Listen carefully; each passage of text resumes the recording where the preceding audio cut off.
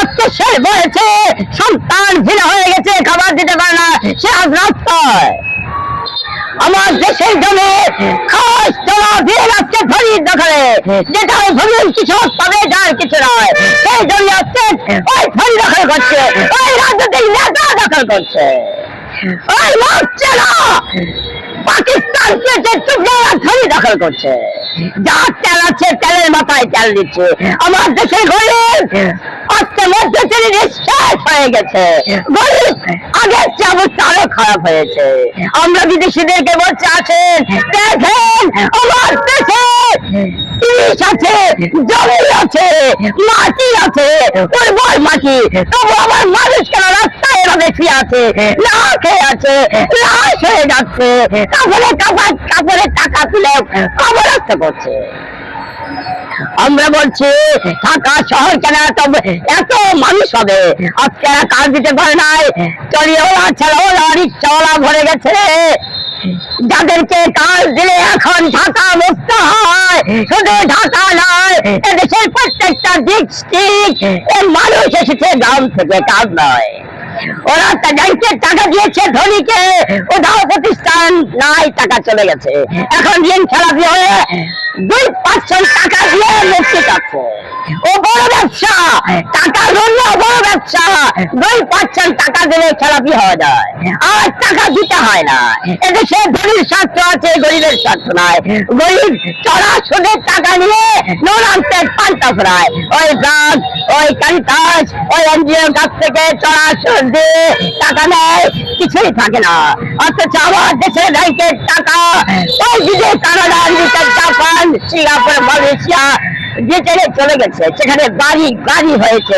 ওই সাইফুজ্জামান, ওই সালমান, ওই টিকে হালদার, ওই আমার, ওই আব্বাসের সম্পদ হয়েছে। যে ক্ষমতায় দিয়েছে, কোন রিপ্রেজেন্টেটিভ হয়েছে, সে ধনী হয়েছে, যে চাকরি পেয়েছে ধনী হয়েছে। আমার দেশের গরিবের কিছু হয়নি। আজকে লুটপাটের ব্যবসা, আজকে ছিনতাইয়ের ব্যবসা, আজকে পাচারের ব্যবসা, আজকে দেশ ধ্বংসের ব্যবসা। এই গণতন্ত্র, এই ব্যক্তি মালিকানা, এই নির্বাচন, এই ভোট দিয়ে তবু দেশের মানুষের লজ্জা হচ্ছে না।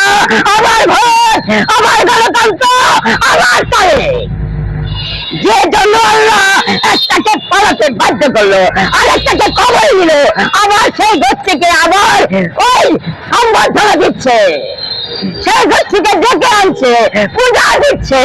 এদেশের বোকা গাধারা আরো মারবে তার ব্যবস্থা করছে।